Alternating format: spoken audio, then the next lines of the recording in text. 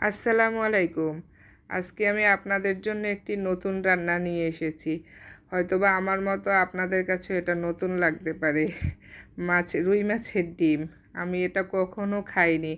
আমি এটা আমার ওই হেল্পিং হ্যান্ডকে দিয়ে দিতাম। আমার মা একদিন বলছে কি যে, "তুমি এটা দিও না, এটা রান্না করে তোমাকে খাওয়াবো, দেখবো অনেক মজা।" আমি সে একদিন আসলেই রান্না করলাম। আমার মা আমাকে রান্না করে দিয়েছে, খেতে অনেক টেস্ট। আমার বাচ্চারাও পছন্দ। এটার সাথে আপনারা একটু মাছের যে স্মেলটা আসে, গন্ধ গন্ধ, ওটা পাবেন।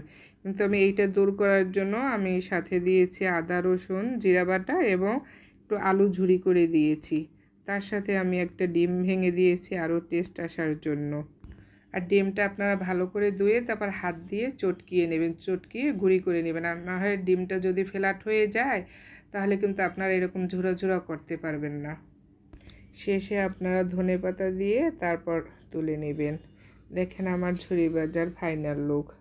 আমার এটা অনেক মজা হয়েছে এবং আপনাদের কাছে কেমন লাগে তাও কমেন্টস করে জানাবেন। আপনারা বাসায় একবার ট্রাই করবেন এবং আমার এই ভিডিওটি যদি আপনাদের কাছে ভালো লেগে থাকে তাহলে লাইক, কমেন্টস এবং শেয়ার করে আমার পাশে থাকবেন।